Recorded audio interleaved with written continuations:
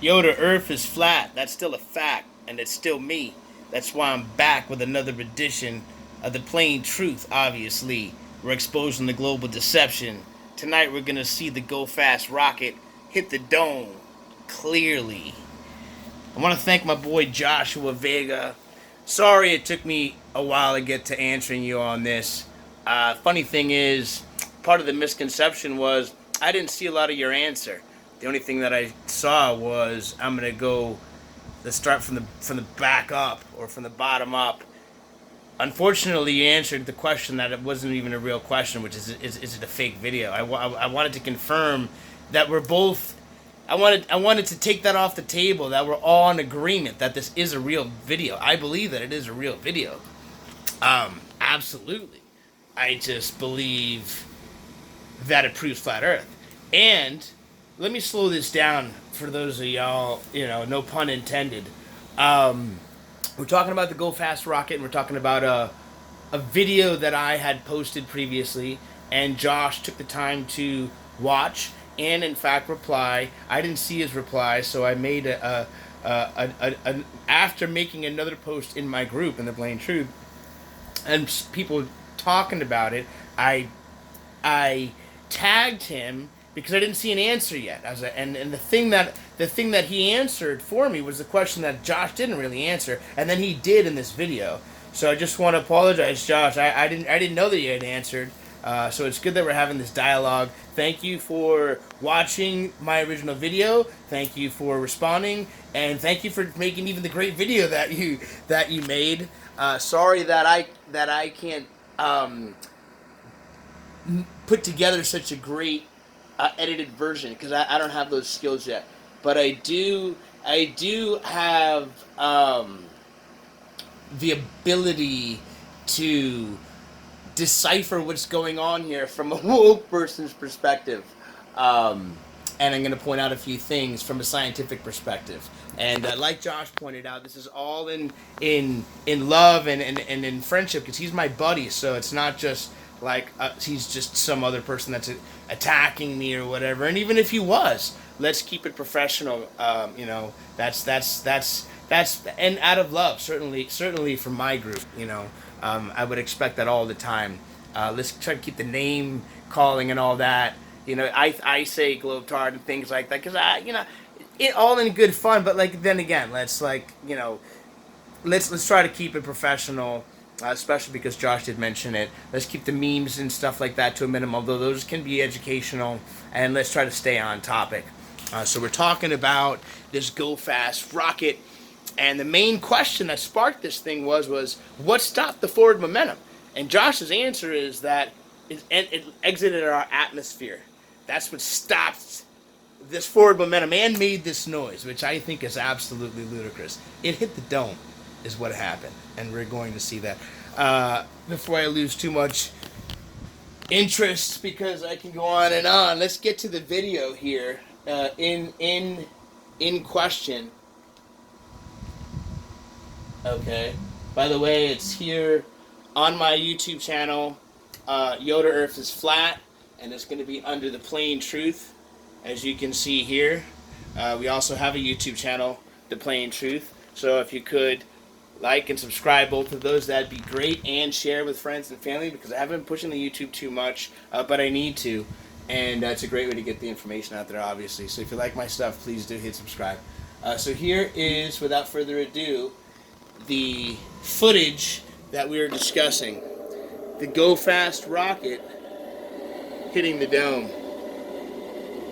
So, and again, so I didn't know how to split the screens and do all that fancy stuff. So we're just going to do it like an older 42-year-old truther that's still not great with the tech. Josh is great with that stuff. By the way, he was filming a video, a documentary. Hopefully we can continue that with me on Flat Earth. Hopefully we can come to an agreement on finishing that. Alright, so let me shut up because it's about to go down. You can hear it's running out of propellant, so there's not as much noise. And it's slowing down for that matter.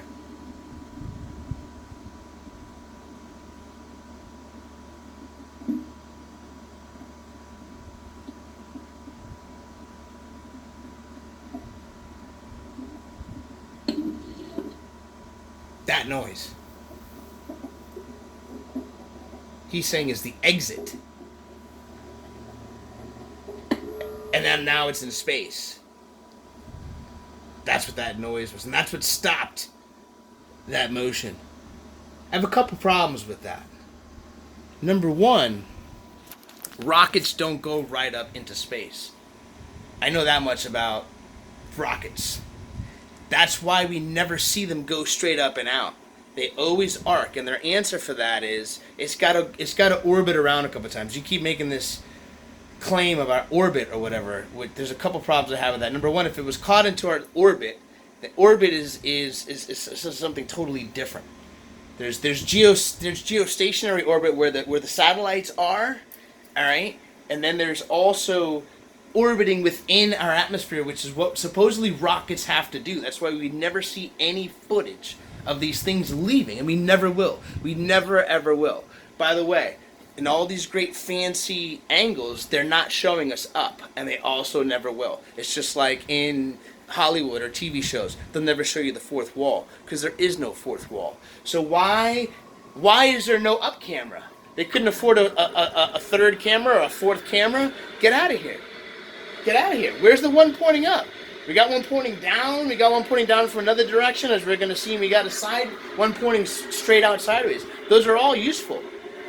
Josh didn't like the one from the side. I think it's going to prove to be very useful in answering one of his questions is, why is it so dark up there? What is that dark blue stuff up there? It's not water. Yeah, it is. Yeah, it is. Let's watch this again. I don't know why I did that. Here's the side view.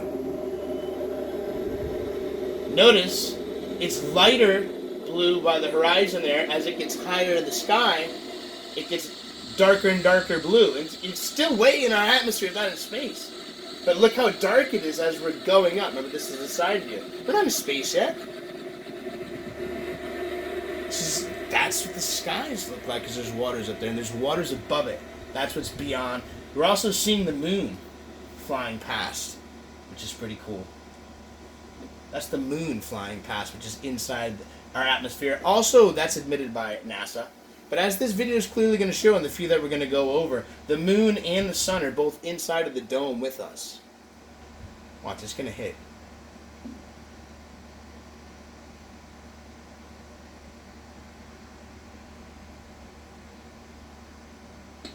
Right there. That's where it hit.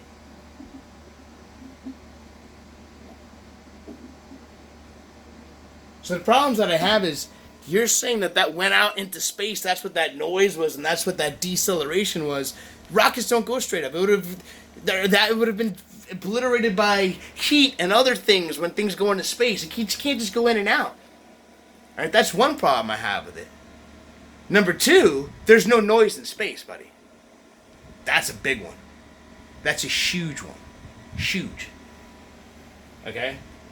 So, a third one I would have is, why is there no re-entry noise? It made noise going out. Why is it going to make noise coming back in?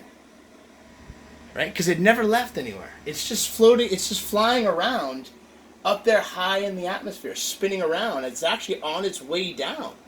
It's when that thing went boonsh, what they let go was not just the lower portion that had the tanks.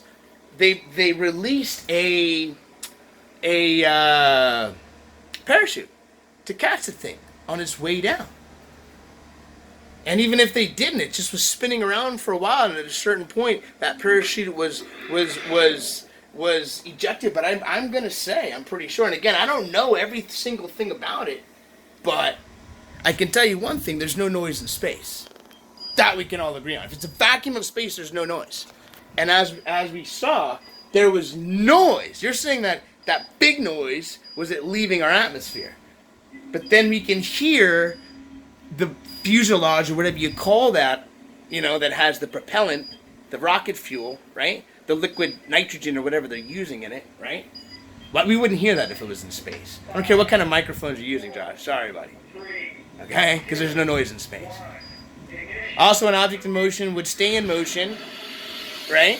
Until acted upon by another force. So something stopped that, right?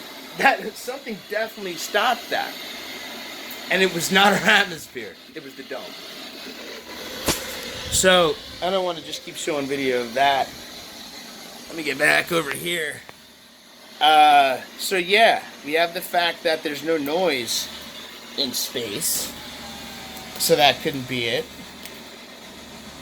We have the fact that from that point, what we're not seeing is curvature. And I'll go back to the video and show you that. What you're seeing is just the effect of the lens, the fisheye lens, and the camera spinning around. It's not high enough to see any curvature because there is no curvature. No matter how high that, if there was no dome, it would still show flat like that. And what's above it, what you're seeing is black or space, is the waters above. That's the waters above. And as the camera pans, it will look round. And they can make it look like a globe, but that's the global deception, as we're clearly going to see. And how can I prove that? This much I can prove, because we're going to see the curvature go from like convex to concave, which is impossible. By the way, Josh does admit in his video that there is distortion due to the spinning of the camera, and there certainly is. And that's the only curvature you're ever going to see, is fisheye lenses and different types of camera trickery. Different kinds of curved glass and different types of photoshopped images and different types of, like I said, camera trickery, all designed to fool you. The earth is flat, motionless, covered by a dome. This video that they're providing actually proves it, and we can talk about it scientifically. Like I said, there would be no noise if it was in space. To answer your question, what is that blue stuff? It is water. And why do I talk about the waters? Because there's definitely waters up there. There's definitely waters up there because we can see it. That's what the clouds are. That's what keeps them up there. What force is there? The clouds are lighter than air. That's why they stay up there. If there was another fluid, that's why I said there may be. There may be. Because the reason that I say that is because the oceans, they have different viscosities. And if you go really, really, really, really, really deep, first of all, the colors also change. It's a lighter blue, and the deeper you go and there's no more light, it gets darker and darker blue. That's because there's oceans above us and there's oceans below. But, and you can search this for yourself, people have gone really, really, really, really deep and encountered like another type of water. And they were in this submarine type of thing. I had trouble finding it now. But they couldn't go any lower. They were bouncing off of it. It was a gel-like substance. So to answer your question, why would I make that supposition? Well, because of my research previously on, deep ocean, exploring, and that fun fact that there's different viscosities of the actual oceans, and that they could even go into this. It was this weird fluid-like thing that they bounced off of. So look that up for yourself. You did mention in your videos that you're good at searching stuff. Find that video. I believe he actually was a descendant of his grandson, maybe, of Auguste Piccard, who was the first astronaut, the first guy who made a atmospheric chamber, went up in a hot air balloon, and he was a scientist. And his quote is still available, and you can still even purchase one of these. I'm not sure the name of the publication. I want to say Scientific Journal or Scientific Weekly or something like that. But his quote was that the Earth appeared as a flat disc with upturned edges. Anyway, I believe it was his grandson, who was also an explorer and an inventor and a scientist. But rather than going up, he was going down and discovered this substance. So I just said maybe. And as an answer to one of your questions, why did this thing not just blow up upon impact? Well, there's a few answers that I provided as you went over. Number one, and you confirmed, and we're going to confirm as we watch this, if those of you are still with me, we're hearing the different phases, and as it's running out of propellant, it's getting quieter and quieter. And so We're all in agreement on that, and that's way before it hits anything or leaves the atmosphere, whatever this moment is that I believe is impact. Okay, so if we're all in agreement on that, we would be in agreement also that the rocket would be slowing down. It's not speeding up. If it's running out of propellant, then it's running. It's going. It's going to stop going because it's going up against, no matter what anyone wants to call it, gravity, or against the natural laws that thing is heavier than the atmosphere that it's in, the air. It's going to be drawn down. That's so. An object in motion will continue to stay in motion unless acted upon another force, right? Right? So if it's going up, it's going up. What's causing it to go up? The propellant. When it runs out of propellant, it's going to stop going up, just like a bottle rocket, right? Anything that goes up must come down. That's my opinion, all right? So it was running out of this propellant, and we're starting to hear different noises, and I believe it's entering different atmospheric levels. You also confirm that, and we can confirm that, because I know it's a fact. And I would imagine that there's different temperatures and different, I don't know if viscosity is the right word, but different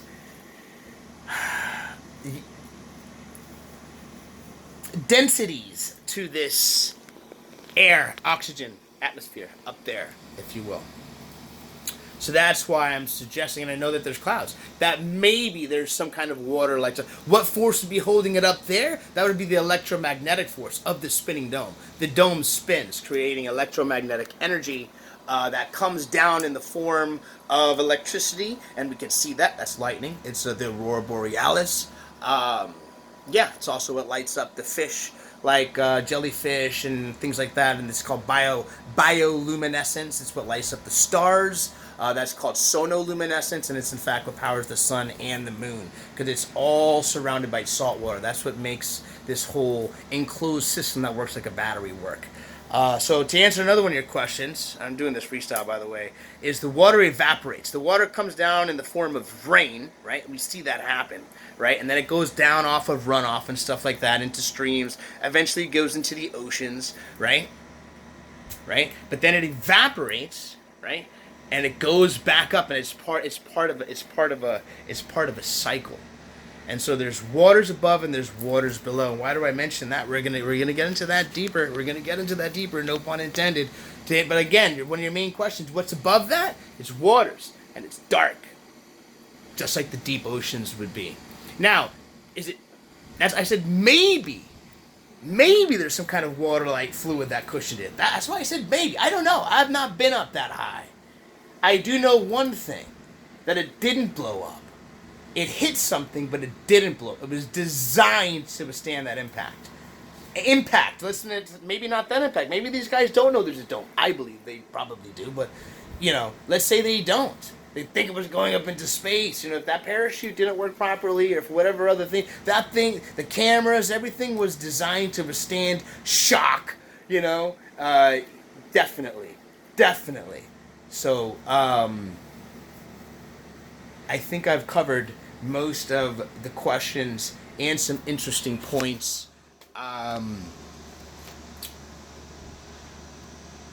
You said that clouds can't stop a rocket. Yeah, I know that. But different atmospheres can have quite an impact on things in flight. I thought about this while I was out smoking a joint. Maybe I shouldn't have said that on camera.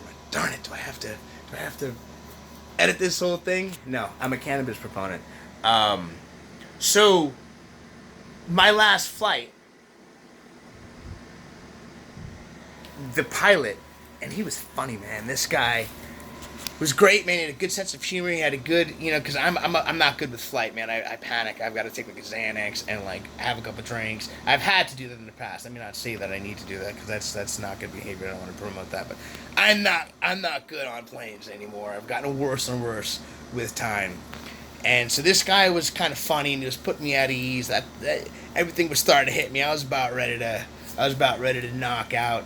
And I was for most of the trip, but what had gotten me was there was some turbulence, bad turbulence, and what he had said was, And he was still joking. Same nice guy. You know, put your seatbelts on, you get a little bit of turbulence, blah, blah, blah, remind you don't walk around, blah, blah, blah.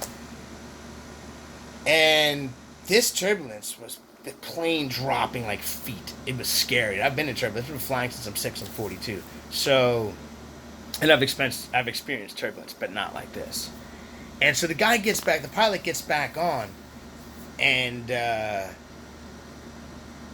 he reminds us again, but he's not calm this time. He's like, I want to remind you guys, you know, he wasn't putting me at ease anymore. And what he said was, we're going to find safer air.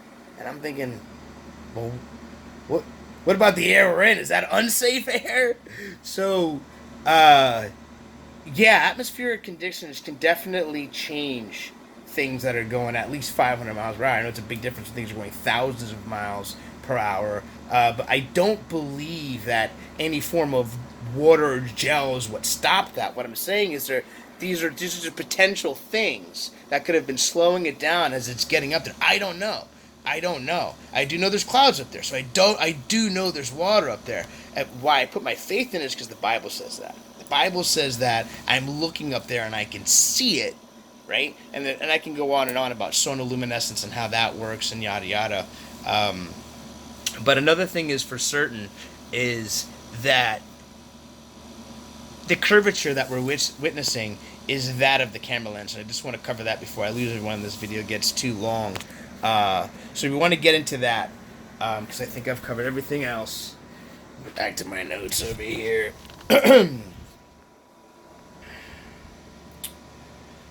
Yeah, I mean, you talked about the noise. Yeah, re-entry. What's up there? It's the waters above. That's what we're seeing. And the reason that it looks, you know, rounded underneath us is the just the lens effect. That's all it is. And we can prove that without a doubt because you can see he mentions GoPros. There's actually a thing called the GoPro corrector because the GoPros they're not their main, but I would say it's more default setting is going to be a fisheye lens.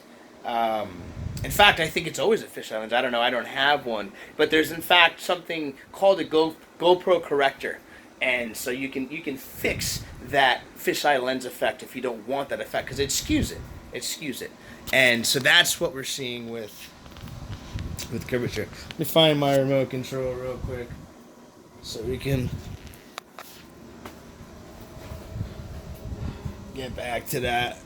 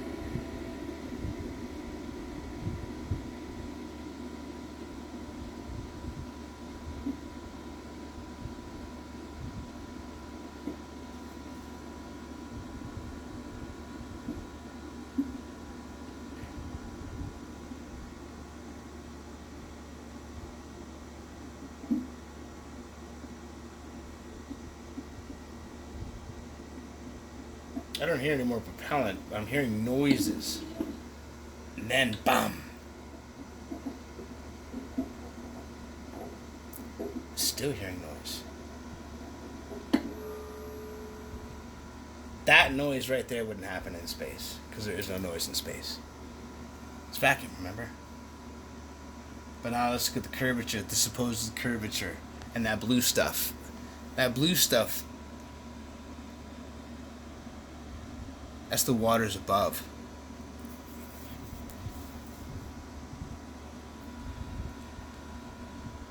The sun is up there, the moon is up there. They're powered by the spinning dome that rocket just hit. The sun is the anode, the positive. The moon that we just saw right there is the cathode, the negative. The energy out. And this enclosed snow globe that we live in is a closed ecosystem that creates energy through the water system. So that thing that was down there, that's just floating. That was the bottom piece floating down into, back down. That's all that was. It was never in quote-unquote space. It was never in space. It hit the dome. They released the bottom part because it was already done. There's nothing else to do. I believe that's the same point where the parachute was probably ejected, because I don't ever hear that. There's another video, I don't know if we can get to it, that shows the entire descent, and there's no noise again, there's no re-entry noise, there's no effect of it coming back through that magical seal where the vacuum of space meets this open system somehow with no seal, which is ridiculous, and that's not science. So it's still in our atmosphere, and we can see it's getting darker and darker as it gets higher and higher, because that's just how it is. The skies are blue. Why is the sky blue? There's a blue dome above us. It's glass or gem-like. Doesn't matter whether it's glass or gem. Glass is sort of like a gem. It's made from minerals, heated, mainly sand, I believe. Right? The dome is probably like a sapphire type of thing. Right? I don't know. Again, I haven't tested it. I haven't been up there. But we're not in space yet. Because we haven't, remember? It had made that noise. Bam! That noise was it hitting the dome. Now, let's look at the curvature. Watch. Curvature one way. Uh-oh, what's that? Curvature the other way? Watch again also. First of all, we're hearing noise. Shouldn't be noise. Curvature this way. Right? Local sun. The land right below us. We can clearly see the land. We can see the bottom piece of it floating back down to the land. You can see the local sun inside of our dome. Not 93 meters wide. And we can see clearly that horizon. Look, curvature one way. Curvature the other way. Oops. What does that show us? That's not showing us curvature. That thing is spinning around uncontrollably inside of the dome after hitting it. Inside of our atmosphere.